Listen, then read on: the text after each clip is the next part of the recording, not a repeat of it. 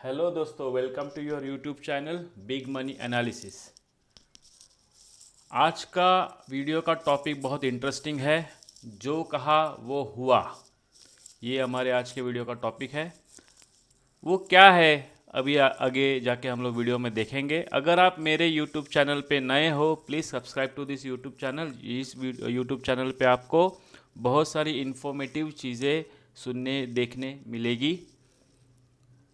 देखते हैं हम लोग ने लास्ट वीडियो में क्या कहा था। 6.70 ये जो प्राइस है, यहाँ पे मैंने लिखा था प्राइस में टच हियर।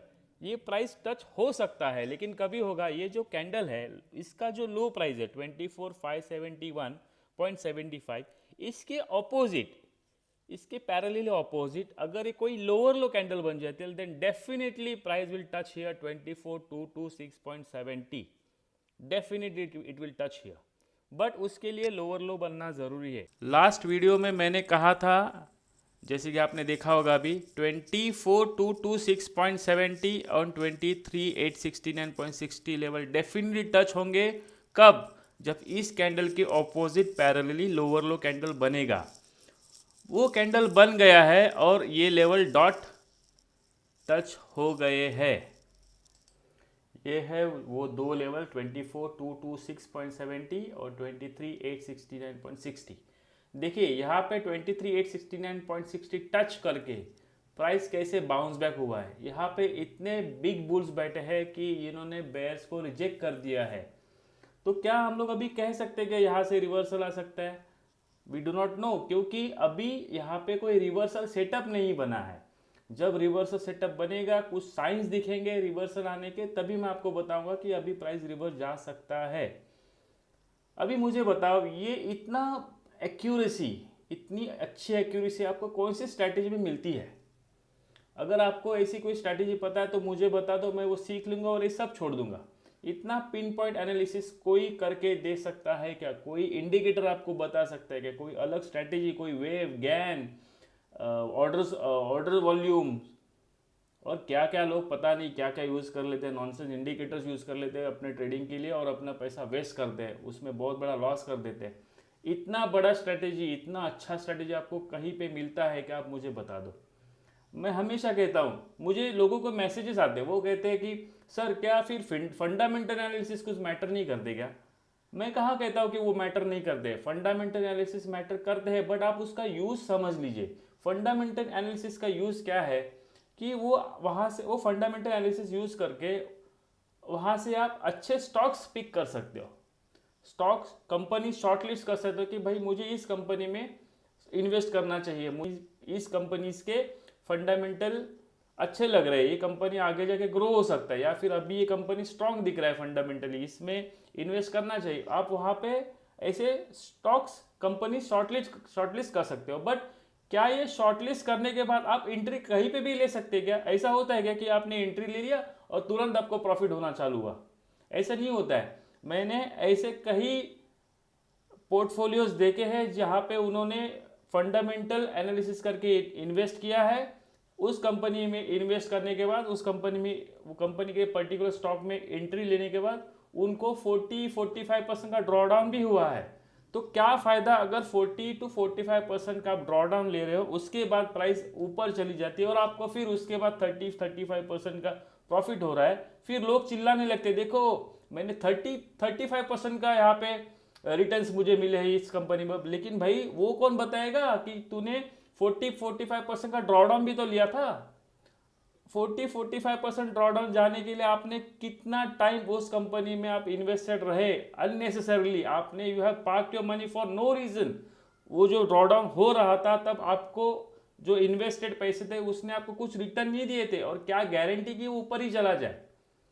तो मैं यही कहता हूँ कि जितने भी फंड मैनेजर्स है, जितने भी पोर्टफोलियो मैनेजर्स है, जितने भी टेक्निकल एनालिस्ट है, जितने भी फंडामेंटल एनालिस्ट है, उनको ये स्ट्रैटेजी सीखनी चाहिए। ये स्ट्रैटेजी सीखने के बाद आपको कोई अलग स्ट्रैटेजी सीखने की ज़रूरत नहीं पड़ेगी, है मैं गारंटी के साथ बोलता हूँ। इस स्ट्रैटेजी के बाद आपको, आपका विनिंग रेट बढ़ने से कोई नहीं रोक सकता। इससे अगर आप कोई फंडामेंटल एनालिस्ट हो, आपको, आपने कंपनी पिक कर लिया कि मुझे इस कंपनी फलाना फलाना कंपनी में इन्वेस्ट करना है, बट आपको उसमें एंट्री लेने को थोड़ी दिक्कत हो रही है, कहाँ किस लेवल पे मैं एंट्री लूँ, फिर आप क्या करेंगे, वो मूविंग एवरेजेस घिसे पिटे आउटडेटेड मूविंग एवरेजेस या फिर वो बॉलिंजर बैंड सुपर डेट लगा के बैठेंगे और देखेंगे कहाँ पे कर सकते हैं। नहीं, ऐसा नहीं है, आपको एंट्री उसी लेवल पे लेना है जहाँ पे बिग मनी बैठा हो, बिग बुल्स बैठे हो, बिग बेयर्स बैठे हो, उसकी पोजीशन आपको समझ में आनी चाहिए। अगर आप उस लेवल को एक्यूरेटली स्पॉट करोगे कि यहाँ पे ही मुझे एंट्री लेना है, तो वहाँ पे आपको आपके बिग ब्रदर्स का, मतलब अगर आप बुलिश जा रहे हो तो आपको बिग बुल्स का सपोर्ट मिलेगा, अगर आप बेरिश जा रहे हो तो आपको बिग बेयर्स का सपोर्ट मिलेगा, और फिर आपका वो एंट्री आपके फेवर में जाने का चांसेस बढ़ जाता है। ये आप समझ लीजिए, big money, big bulls, big bears का कंसेप्ट कोई मार्केट में नहीं समझाता है, किसी भी इंडिकेटर को ये मालूम नहीं रहता कि बिग मनी कहाँ पे बैठा है, बिग बेयर्स कहाँ पे बैठा है। तो please, I respect your education, आप कितने भी सीखे हो, आप IIT IIM ग्रेजुएट हो सकते हो, बट मैं आपसे यही कहूँगा कि ईगोज वगैरह साइड में रखिए, इस स्ट्रैटेजी को आप अपना लीजिए, इस स्ट्रैटेजी को सीखिए, और आप देखिए आपके करियर में, आपके पोर्टफोलियो में किस तरह की ग्रोथ होती है। अभी जाके हम लोग देखेंगे कल के लिए, मतलब 10 मार्च के लिए हमारे पास निफ्टी और बैंक निफ्टी के लिए या फिर अगले कमिंग वीक के लिए हमारे पास क्या सपोर्ट और रेजिस्टेंस लेवल होंगे, और उसको हम लोग कैसे अपने ट्रेडिंग सेशन में यूज़ कर सकते हैं। But before we go head, let me clarify, I am not a SEBI registered adviser. If you want to use this levels in your trading sessions, please contact your financial adviser first and then you use it. देखिए, निफ्टी में आज थोड़ा recovery आया है, तो शायद कल हो सकता है कि हमको एक थोड़ा सा छोटा बाउंस देखने मिले। तो अगर बाउंस आता है तो हमको, अगर हम लोग बुलिश जा रहे हैं तो हमको रोकेंगे कौन, बेयर्स, बिग बेयर्स। तो हमारे पास रेजिस्टेंस क्या है, अगर मतलब प्राइस अगर ऊपर जाता है तो 24,450.45 इज रेजिस्टेंस। उसके ऊपर है हमारे पास एक रेजिस्टेंस है 24,865.70, उसके ऊपर एक रेजिस्टेंस है 25,178.65 and this one more resistance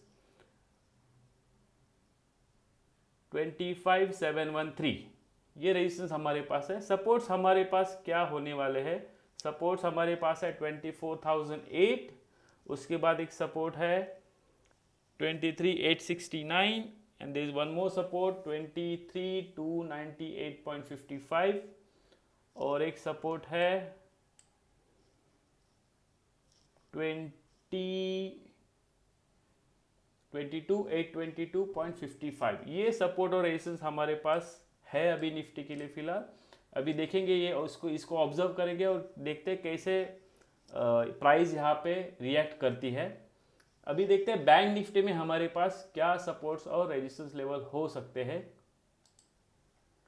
देखिए, बैंक निफ्टी में हमारे पास रेजिस्टेंस है 57,783.25, एक रेजिस्टेंस है 61,764.85, सपोर्ट्स हमारे पास है 56,230.15।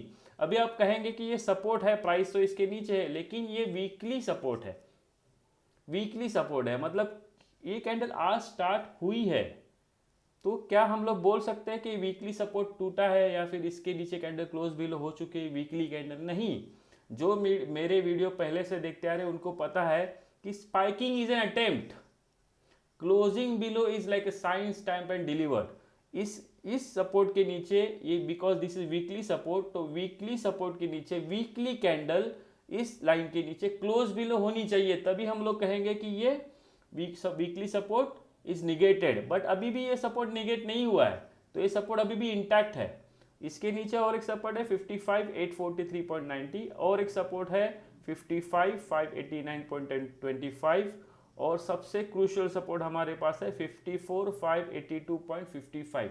अभी इस लेवल्स को हम लोग ऑब्जर्व करेंगे अगले ट्रेडिंग सेशंस में कि कैसे इस यहाँ पे प्राइस रिएक्ट करती है, और अकॉर्डिंगली हम लोग इसको डिसाइड करेंगे कि ट्रेड्स क्या लेने हैं। Again, I am repeating, I am not a SEBI registered advisor. Before using these levels in your trading session, please talk to your financial advisor first. आपको अगर आपके कुछ स्टॉक्स में या फिर किसी भी पर्टिकुलर स्क्रिप्ट में अगर आपको मेरे एनालिसिस की ज़रूरत है, तो प्लीज़ मुझे मेरे नंबर पे फ़ोन कीजिए, मुझे व्हाट्सएप कर सकते हैं, मैं आपको मेरा एनालिसिस वहाँ पे बता दूंगा। और अगर किसी को ये स्ट्रैटेजी सीखनी है कि ट्रेडिंग स्टाइल में इम्प्रूवमेंट लाना है, तो ये आप स्ट्रैटेजी सीख सकते हो। स्ट्रैटेजी सीखने के लिए मुझे आप कांटेक्ट करो 9867007984। आप मुझे व्हाट्सएप भी कर सकते हो इसी नंबर पे, और मैं आपको वहाँ पे रिप्लाई कर दूंगा। वीडियो को देखने के लिए thank you. Have a good day. Bye bye.